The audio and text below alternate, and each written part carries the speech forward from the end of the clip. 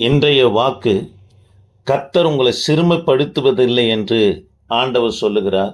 தேவ பிள்ளைகளே, நாகும் தீர்க்க தரிசன புஸ்தகம் 1 12 கர்த்தர் சொல்லுகிறது என்னவென்றால், அவர்கள் சம்பூர்ணம் அடைந்து அநேகமாய் இருந்தாலும் அறுப்புண்டு போவார்கள். அவன் ஒழிந்து போவான். நான் உன்னை சிறுமைப்படுத்தினேன், இனி உன்னை சிறுமைப்படுத்தாது இருப்பேன் என்று கர்த்தர் சொல்லுகிறார். தேவ பிள்ளைகளே, இதனுடைய பின்னணி அறிந்து கொள்வோமானால் இந்த வசனத்தினுடைய விளக்கத்தை நாம் அறிந்து கொள்ள ஏதுவாக காணப்படும். வடக்கே இருக்கிற இஸ்ரவேல் பாவம் செய்தது நிமித்தமாய் கர்த்தர் அசிரியா தேசத்தார் இடத்துல இஸ்ரவேல் ஜனங்களை கர்த்தர் ஒப்பு கொடுத்தார்.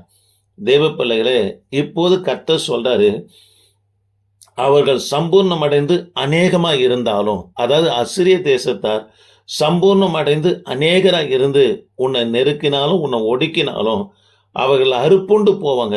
அவன் ஒழிந்து போவான். உங்கள் பாவத்து நிமித்தம் நான் சிறுமைப்படுத்தினேன்.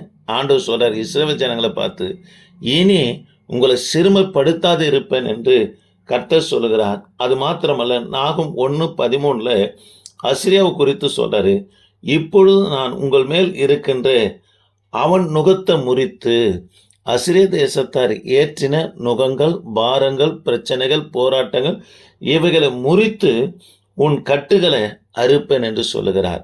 ஆக இந்த வார்த்தையை கேட்கிற எனக்கு அன்பான கர்த்தருடைய பிள்ளைகளே, நம் பாவத்து நிமித்தம் கர்த்தர் சிறுமைப்படுத்தி இருந்தாலும் நாம் கர்த்தரிடத்தில் திரும்பும் போது யார் நிமித்தம் நமக்கு சிறுமை உண்டாக்க முடியாத கர்த்தர் எழுப்பினாரோ அவனுடைய கூக்குரல் எழும்பும் போது கர்த்தர் அதை முறித்து அவன் சம்பூர்ணம் அடைந்து திருப்தியா இருந்தாலும் ஒன்றும் இல்லாதபடி கர்த்தர் செய்கிற தேவனாக இருக்கிறார். பிள்ளைகளே, எப்பொழுது அதாவது அந்நிய மனுஷாளுடைய கைகள் நமக்கு விரோதமாய் எழும்ப கர்த்தர் செய்கிறார் என்று சொன்னால், வேதம் வாசிப்பு, ஜெபம், ஊழிய வாஞ்சை, தரிசனம் இவைகளெல்லாம் நமக்குள்ள குறையும் போது தான் அவனுடைய கை ஓங்குவதற்கு கர்த்தர் அனுமதிக்கிறார். நாம் தேவனிடத்தில் திரும்பும்போது அவன் கூக்குரலை கர்த்தர் ஒன்றும் இல்லாதபடி முறித்து போடுகிற தேவனாக இருக்கிறார். ஆக எனக்கு அன்பான கர்த்தருடைய பிள்ளைகளை, தேவனிடத்தில் திரும்புவோம். கர்த்தர் ஒரு நாட்களில் நம்மளை சிறுமைப்படுத்தினார், இனி சிறுமைப்படுத்த மாட்டார்.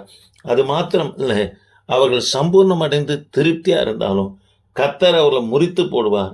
அவன் ஒழிந்து போவான் என்று என் தேவனாகி கர்த்தர் சொல்லுகிறார். சிறுமை என்ற தலைப்பில் ஒரு 3 காரியத்தை பார்க்கும்படியாக அடியேன் விரும்புகிறேன். உன் சிறுமையை பார்த்து வெறுமையாக அனுப்ப மாட்டார். முதலாவது காரியம், ஆதியாகமும் 31:42 யாக்கோபு சொல்லுகிறார், கர்த்தர் என் சிறுமையை பார்த்து வெறுமையை அனுப்பல, 2 பரிவாரங்களோடு அனுப்புகிறார் என்று சொல்லுகிறார். தேவ பிள்ளைகளே, யாக்கோபுடைய சிறுமையை பார்த்ததும் 2 பரிவாரங்களும் கொடுத்ததுக்கு காரணம் என்ன? அதே ஆதியாகமும் 31:5 கர்த்தர் யாக்கோபுக்கு என்ன சொன்னாரோ அதை செய்தார். கர்த்தர் நம்ம ஜெபிக்க சொல்றாரா, ஜெபிக்கணும். வேதம் வாசிக்க சொல்றாரா, வேதம் வாசிக்கணும். ஊழியம் செய்ய சொல்றாரா, ஊழியத்தை செய்யும் போது நம் சிறுமியை பார்த்து கர்த்தர் வெறுமையை அனுப்ப மாட்டார்.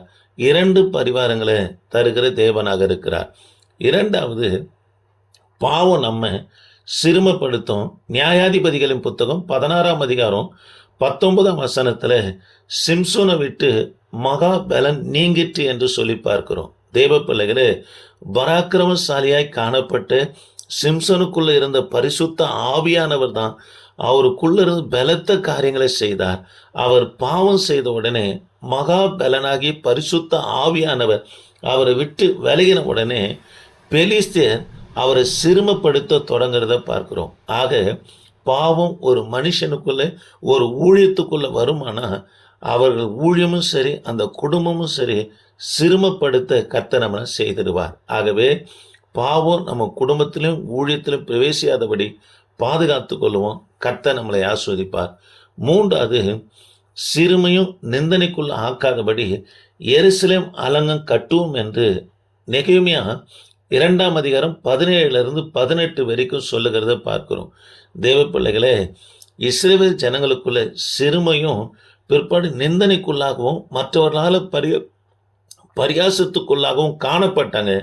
ஆகவே தான் நெகேமியா சொல்கிறார், நாம் அலங்கத்தை, கர்த்தருடைய ஆலயத்தை, கர்த்தருடைய காரியங்களை நம்ம கட்டுவோமானா நம்ம சிறுமியை நீக்கி மற்றும் நிந்திக்காதபடி கர்த்தர் நம்ம செய்வார் என்று சொல்லி, சிறுமி நிந்தனைக்கு உட்படாதபடி நாம் எருசலேமின் தேவாலயத்தின் அலங்கத்தை கட்டும் வாரும் என்று கர்த்தர் அவர்களை கொண்டு போகிறத பார்க்கிறோம். ஆக எனக்கு அன்பான கர்த்தருடைய பிள்ளைகளே, 3 காரியத்தை பார்த்தோம். உன் சிறுமியை பார்த்து கர்த்தர் வெறுமையா அனுப்ப மாட்டார். பாவம் நம்மை சிறுமைப்படுத்தும். சிறுமி நிந்தனைக்குள்ள ஆகாதபடி கர்த்தருடைய ஆலயத்தை கட்டுவோம். நாமே கர்த்தருடைய ஆலயமா இருக்கிறோம். இது இடிந்து போகாதபடி ஒவ்வொரு நாளும் ஜாக்கிரதையா இருந்து கட்டுவோம். கர்த்தர் ஆசீர்வதிப்பார். ஆமென். Praise the Lord.